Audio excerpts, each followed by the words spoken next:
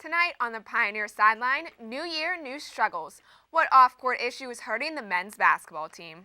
Going, gone. The Pirates parting ways with two giant stars. But they weren't the biggest losses in Pittsburgh over the weekend. And Super Bowl 52 is right around the corner. We'll have your Super Bowl predictions on who will take home the Lombardi Trophy. It's time to come on down to the Pioneer Sideline.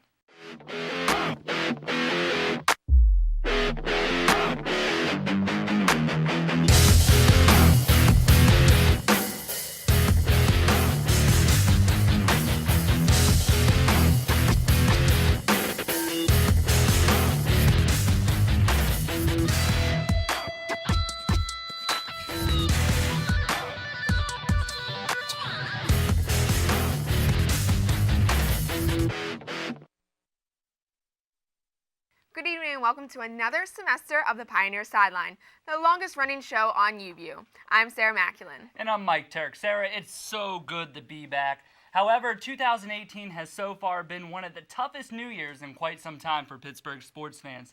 And it's unfortunately where we have to begin tonight. Yes, and we have a lot of basketball to catch you up on from the winter break and this past weekend.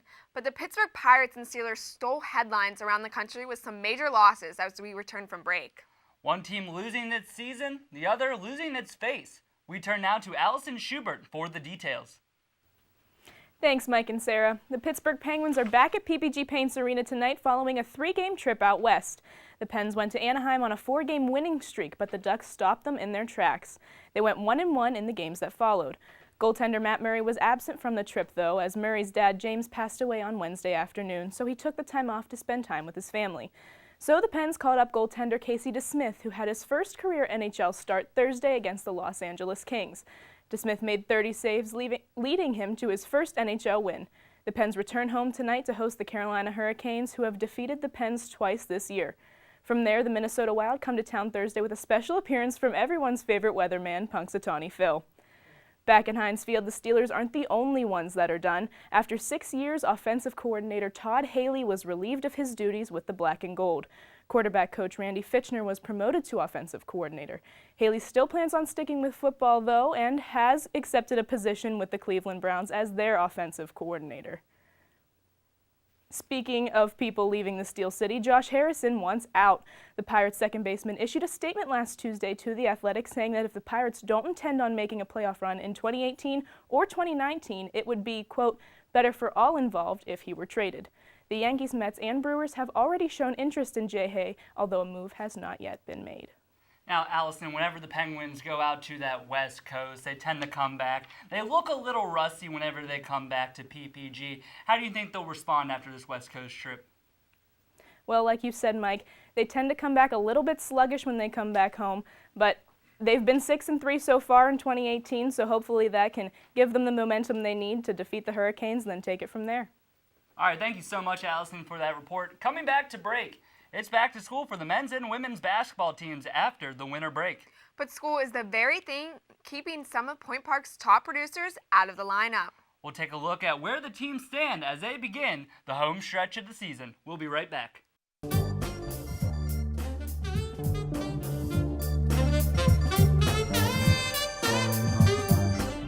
T. Why should you watch and focus? Because, why not?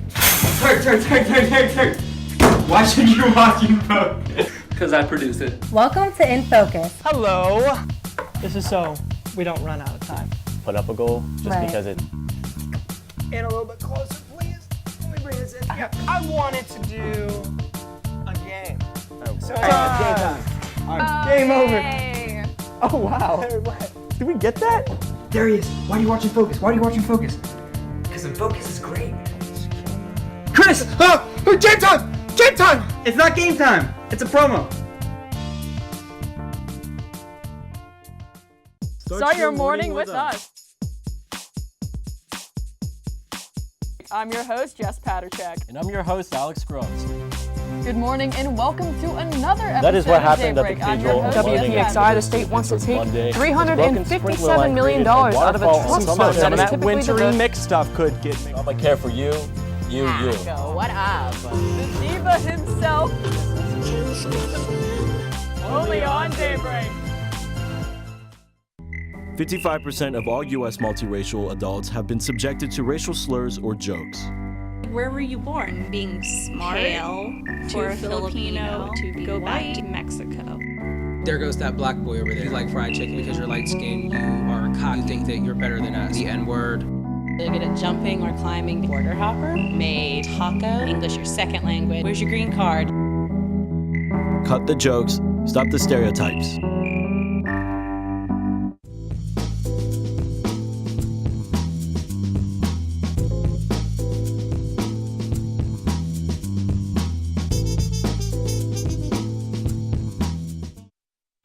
Welcome back. The men's basketball team struggled in the first half of its season, and those struggles have continued into 2018. Yeah, Sarah, 0 wins so far in the calendar year, and only 4 total wins for the Pioneers thus far this season. They begin this semester without a few pieces to the puzzle that they thought would carry them to the River States Conference tournament. But academic suspensions to forward Aaron Barlow, guard Michael Connor, and forward Cortez Allen have shrunk the roster to 7 remaining players. Barlow was the team's leading rebounder, averaging 9.3 per game, while Connor was averaging 8.3 points per game before the break. On top of that, the Pioneers were looking forward to the addition of 6'6" Cortez Allen after he served an academic suspension in the fall. He did not qualify with his grades to compete this semester and will sit out the rest of the term. So with all of that, the Pioneers have faced some tough contests in their return from break. The Pioneers opened the break against number 3 team in the nation in the IU East Red Wolves, a team Point Park upset at home last year when IU East was ranked 7th in the nation. However, Point Park had no answers for IU East's high-power offense as they put up 122 points on the board. And 2 more losses came this past weekend at home against number 21 IU Southeast and Brescia University. We now bring in Taylor Spirito to discuss the downturn of the men's season. All right, so like you said, the men have been really struggling this season. They only have 8 games left, and they're already, 4-14 right now. Their next game is against Asbury University, and then next week, around this time, it's going to be another matchup against IU East, which you said last time they got beat pretty bad, 122-85. And then after that, they have competitions against the likes of Rio Grande, which they actually beat last time, one of their 4 wins, 81-79. Shows how much, how their wins have been very close battles thus far in the season, just like another win that they had against Wilberforce University, which was their last win, 73-72. They've really been getting close to winning, and when they have won, it's been really close battles. They just need to know how to finish strong. Now, we mentioned Barlow got suspended, Cortez Allen, and Michael Connor. So Barlow was he was one of their leading scorers, leading rebounders, and so now they're kind of running a short bench. Who's kind of stepped up these last couple games to kind of give Point Park a little bit of power? So it's actually Fusini Kanete. He has been averaging 10-plus points in his last 3 games, 10-plus rebounds in each of his last 3 games.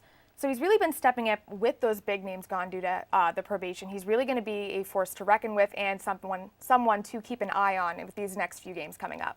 Now, the Pioneers finished 8-20 last year. It was pretty clear that they weren't going to the River States Conference tournament, but they were able to win their championship by beating IU East at home in a huge upset. Do we see any of that happening maybe this year?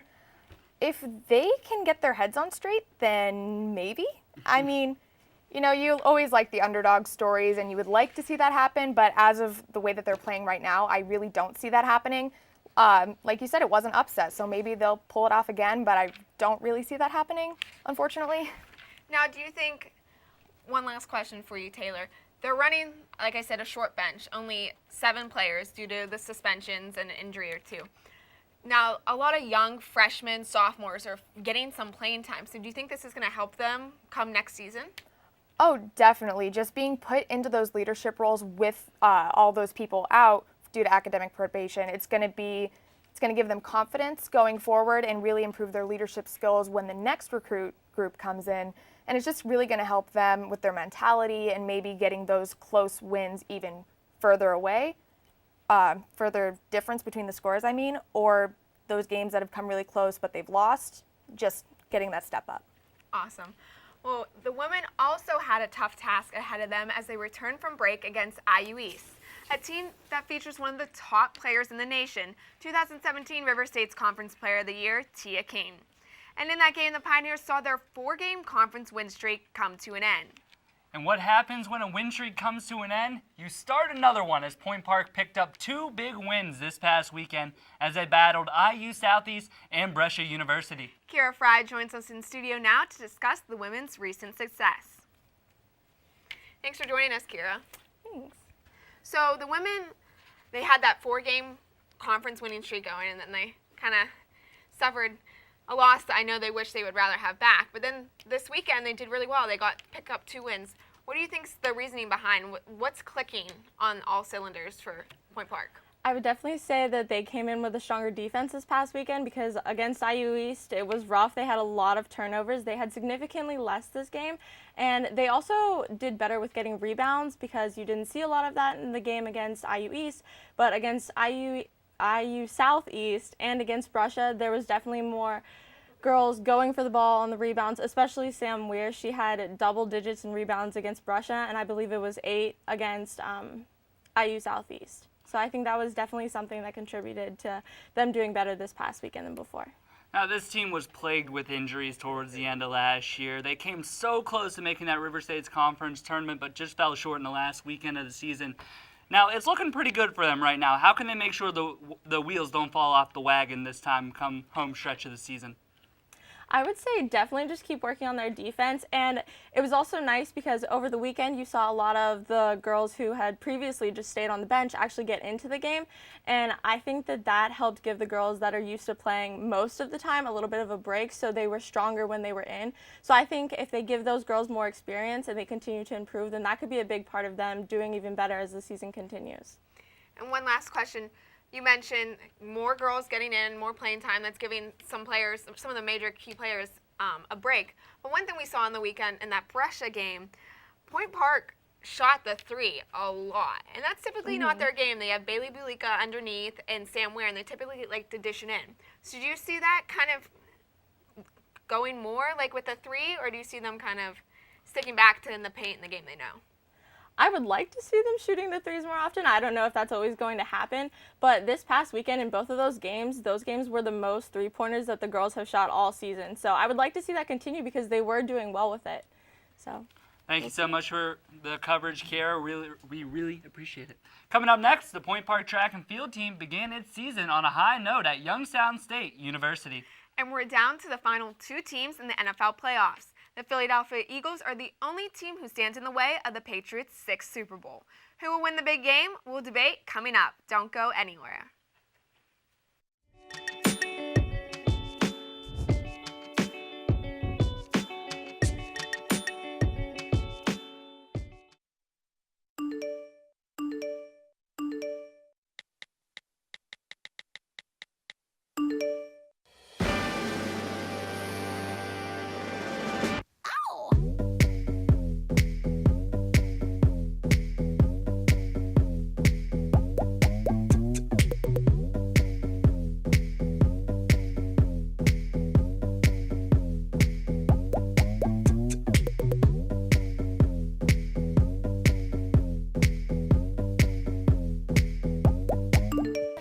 I was you, I'd wanna be me too. I'd wanna be me too. I'd wanna be me too. If I was you, I'd wanna be me too. I'd wanna be me too. I'd wanna be me too. If I was you, I'd wanna be me too. I'd wanna be me too. Spending just 7 minutes climbing stairs each day cuts your risk of a heart attack in half over 10 years. Sure, elevators are convenient, but you burn twice the number of calories just going upstairs than you do while jogging. Think about how long you spend waiting for elevators. The average person spends the equivalent of 2 years waiting for elevators over the course of their lifetime. Don't let that be you. Save time and increase energy. Next time, take the stairs. I tell these guys all the time to stick to talking sports and not playing sports. Here we go. Ready? Didn't make it.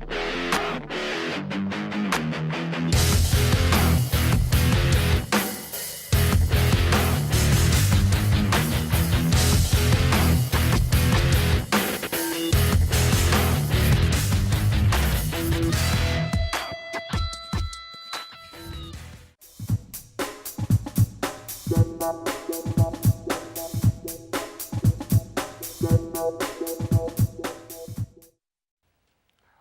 back. The Point Park track and field team headed to Youngstown State University for its first indoor meet of the season. And it's no surprise that Anna Shields continued her dominance, qualifying for nationals in 3 events. But she wasn't the only Pioneer to qualify for indoor nationals. We are now joined by Nick Kosiski, our track insider, who has a recap on this weekend. Nick, I got to start out asking about Anna Shields. She now owns 3 of the #1 times in the country. How does she continue her dominance?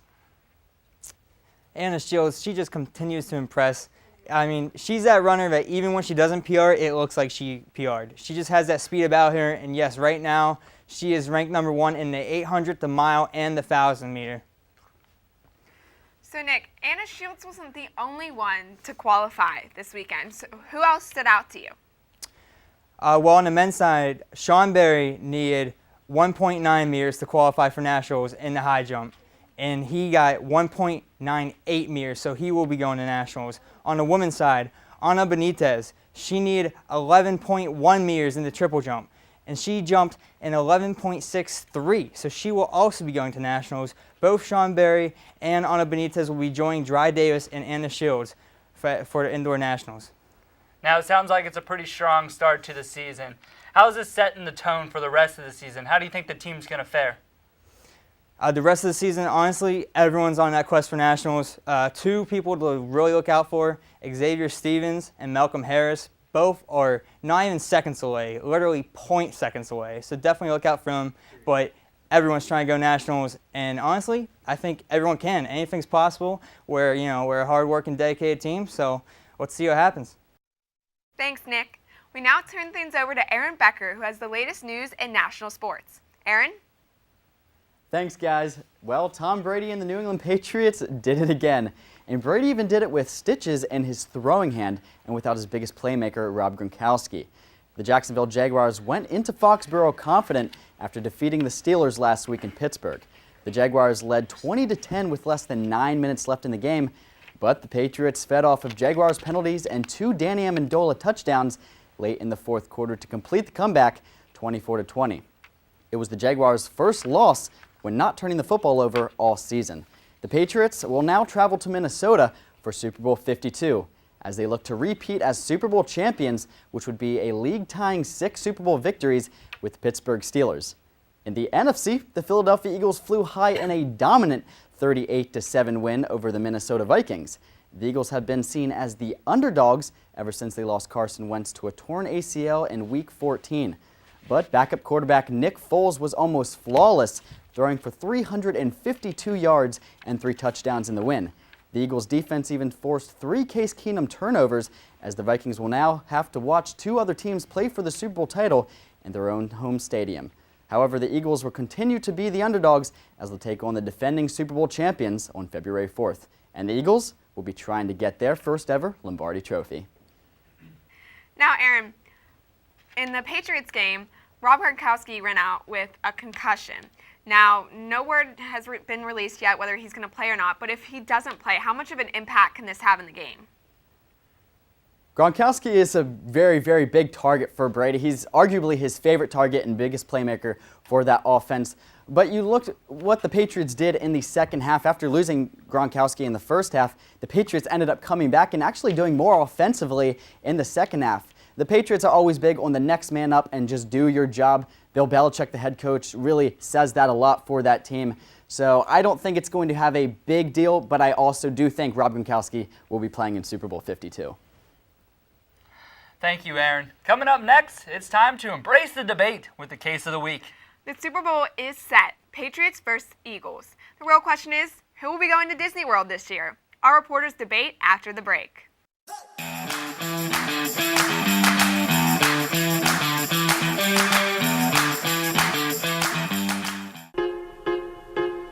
One is the loneliest number that you'll ever do.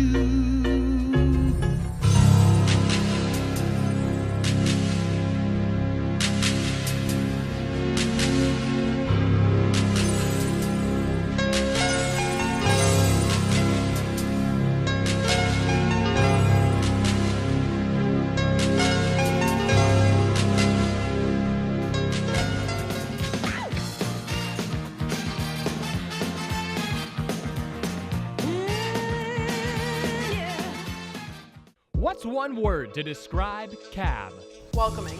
Community. Creative. Experiences. Family. Openness. Pineapple. The Campus Activities Board is a student-run organization that consists of 7 different committees. Each focuses on event planning, marketing, and administrative activities. Join us in organizing the juiciest events on campus, from late-night bingo to festive dances to our team bonding meetings.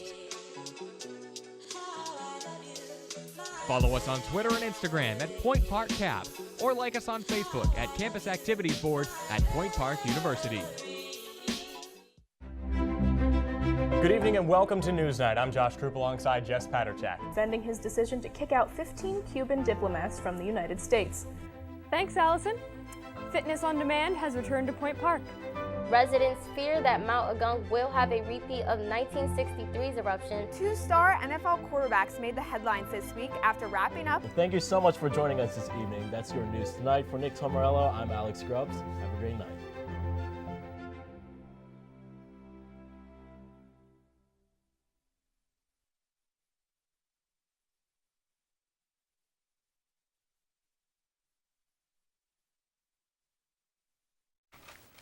Welcome back. The Patriots are once again returning to the Super Bowl. Their opponent, another bird, the Philadelphia Eagles to be exact. Yes, Mike, the Philadelphia Eagles are returning to the Super Bowl for the first time since 2005, when they lost to, guess who? The New England Patriots. Which team will win it all this year? Joining us in studio to debate are Aaron Becker and Jeff Dockham, making their sideline debuts along with Nick Kosiski, as we saw earlier in the show. All right, guys, let's just jump right into it. Who's winning this year? Well, I'm kind of the middleman in this situation. Personally, I like both teams. Arguably, everyone's in favor of the Patriots right now. But, you know, after a dominating performance by the Philadelphia Eagles, I mean, we're talking about a team that beat the #1 defense, put up 38 points, held them to 7. And we're talking about Case Keenum here, best QBR rating last season. Just a dominating performance by the Philadelphia Eagles, and I think that's why we really can't count them out yet. I think they might surprise us this Super Bowl. Do you have a score prediction? About 30-27. Put it up there. 27. Okay. 30. Nick? I honestly think the Eagles. I mean, Nick Foles. He has the same first name as me. Come on. Like, I really think that the Eagles are going to pull through, and I think that they're going to beat the Patriots. Get the Blaine King blessing as well. Yeah, for sure. How about you, Aaron? I'm going to have to go the New England Patriots. I know I'm falling into the bandwagon a little bit, but they have the experience. You have Tom Brady, 5 Super Bowl rings. He could be getting his 6th one right now. And they just have an all-around good team. There's speculation if Rob Gronkowski is going to play after the concussion, but I do think he's going to return. But even if not, you look at what they did to that Jaguars defense, one of the top of this past season, and they came back and won that game 24-20. And they were talking a little bit why Tom Brady's so good, even against these great defenses. And these great defenses play hard all game, but it's hard to even put it into the fourth quarter. The fourth quarter, they get tired, and that's when Tom Brady comes alive. He picks you apart, and he comes away with the victory. I'll say Patriots win at 28-17. Now, do you guys think this is going to be more a high-scoring game or a low-scoring game? Because the Eagles have an impressive defense. The Patriots defense, it has its times when it wants to decide to be good or not. Typically, first half is a little iffy. Second half, they seal the game for the Patriots. But we're talking about 2 great quarterbacks. I mean, Nick Foles, yeah, he's not the Tom Brady name, but he had a 141.4 passer rating, which is pretty good, and 3 touchdowns. So what do you guys think? Yeah, I think that the first half is going to be a close game. That Eagles defense is coming into this game feeling confident. They're trying to get their first Super Bowl victory. So they want to come out, and I think they're going to get to Tom Brady. That's how you beat the Patriots. You got to put Brady on his back. But I think in the second half, they might get tired. Brady's going to make those adjustments at halftime with Bill Belichick, and I think the Patriots are going to pull away then. What about you guys? Nick, Jeff? Well, you know, it's funny. Earlier in the show, when you were talking about the game, you said Nick Foles was flawless. You said that. Almost flawless. No, you said was flawless. Rewind the tape. But, and also, I was on NBCSports.com, and I found that Foles has the highest postseason completion percentage in NFL history among quarterbacks who've thrown at least 50 passes. Bam. 50 passes can be one game, though. You look at Tom Brady. They've won their division 15 consecutive times. They have 15 double-digit win seasons, and Tom Brady's been here before. Like I said, 5 Super Bowls. He's won. Okay, This is his 8th Super Bowl with Belichick. That's all I had, to be honest. Jeff, That's all right. I'm not gonna quiet say, man on the end. Yeah, I'm not going to say it's going to be a low-scoring game. My prediction 30-27. That's somewhere in the middle. Middle score. But the Patriots with the Bill Belichick and Brady era, they've been to the Super Bowl 7 times. Only once have they won a Super Bowl by more than 4 points. That was last year against the Atlanta Falcons. So this is going to be a good game. I really think it's going to be a gritty one. And I think it's going to be a good one for the ages. Now, you can't talk Super Bowl games without discussing the MVP race coming up here. Who gets MVP in this game? Well, since I'm the middleman, it's either going to be Brady or Foles. Yeah, I got Nick Foles. Yeah, if anyone's going to lead this team to a victory, it's going to be Tom Brady. Deflategate. He's done it in the past. And like I said, this Eagles defense is good. And I'm not discrediting this Eagles team at all. I think it's going to be a good game. But Tom Brady, if the Patriots are going to win this game, it's going to be in his hands. All right, I should have rephrased that question. Other than someone who's not named Tom Brady, who's going to be your MVP if it can't be number 12? After Alshon Jeffrey catches the game-winning touchdown for 80 yards, I think he's going to be the MVP of the game. Prediction. But, I hope so. I think if Rob Gronkowski plays, I think it's going to be him. Did you say Rob Gronkowski? What'd you say? I don't know how to say it. Well, Nick Foles is the only Eagles player I know, so I'm going with Nick Foles. Strong pick, Nick. Sarah, who do you got?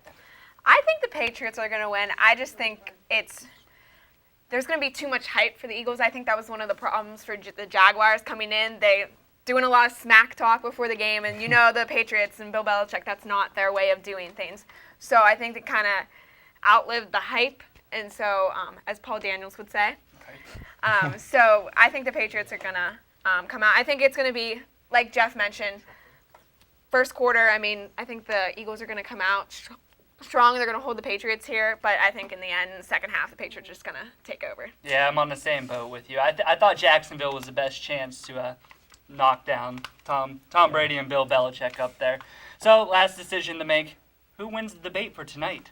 Oh, you're putting it on me. That's your decision here. As much as I liked Nick's comment about Nick Foles having the same first name as him, That was my idea. I'm going to have to go with Aaron. So, had a little bit more backing to your reasoning, but Preparation, execution. It was all there. Hey, I took notes. See who wins next week. Yeah. But commercials, what are we looking for this year, guys? Coca-Cola's going to win for sure. Avengers Infinity War. Oh, that's that's the trailers for movies. They making a Avengers second Infinity War. I'm really excited for that one. I'm always a big fan of the Doritos, so we'll see what they have to offer this year. And we got Justin Timberlake headlining the halftime show. Who's going to make an appearance? We don't know. Is it going to be Janet Jackson again? We're going to have to find out. We don't know, guys. But hey, thank you so much for joining us tonight, guys. We really appreciate it. And that's going to do it for this week's episode of the Pioneer Sideline. Be sure to join us next week at the same Pioneer time, The same Pioneer channel, and the same Pioneer Sideline.